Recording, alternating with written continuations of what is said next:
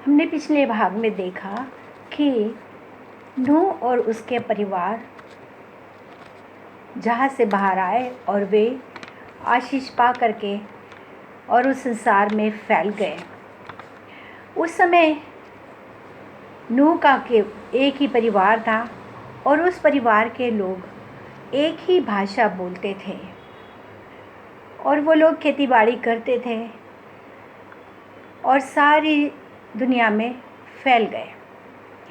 लेकिन उन लोगों ने सोचा कि चलो अब अपन एक टावर बनाते हैं जो कि इतना ऊंचा होगा कि स्वर्ग तक चले जाएगा और हम एक दिन परमेश्वर के स्वर्गीय स्थान में जा सकेंगे।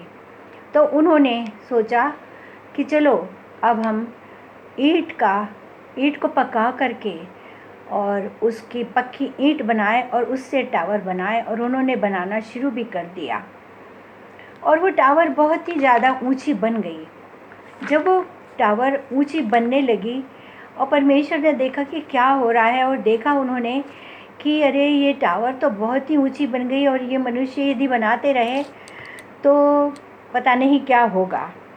इसलिए परमेश्वर ने सोचा कि ये लोग एक ही भाषा बोलते हैं तो इसलिए मैं इनकी भाषा में गड़बड़ी डाल देता हूँ।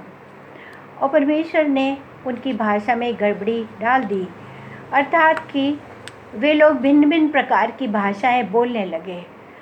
और जब इस तरह का गड़बड़ी उनकी भाषा में हो गई तो उनका टावर बनाने का काम रुक गया और वो लोग अपने अपनी भाषा के ग्रुप के अनुसार दुनिया के प्रत्येक अलग अलग भाग में फैल गए और वहाँ पर वो अपनी अपनी जाति और अपनी अपनी भाषा के अनुसार रहने लगे और इस प्रकार से वो लोग पूरी दुनिया में फैल गए।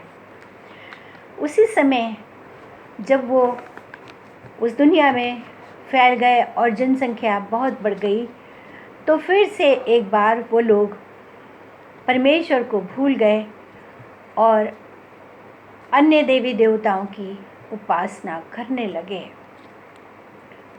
और इब्राहिम नाम का एक व्यक्ति था जो कि परमेश्वर के आज्ञा के अनुसार कार्य करता था और परमेश्वर ने उससे कहा कि तू अपने परिवार से निकल के उस जगह पर जा जहाँ मैं तुझे बताऊंगा।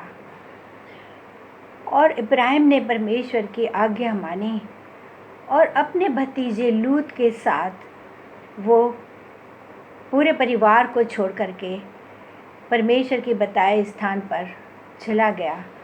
उन दिनों वो लोग पैदल ही जाया करते थे और तंबुओं में रहते थे।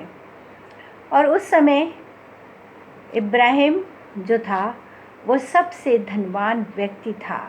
उसके पास बहुत से नौकर चाकर थे और बहुत से जानवर थे हर प्रकार के और धन दौलत उसके पास बहुतायत से थी। वो परमेश्वर का भय मानता था।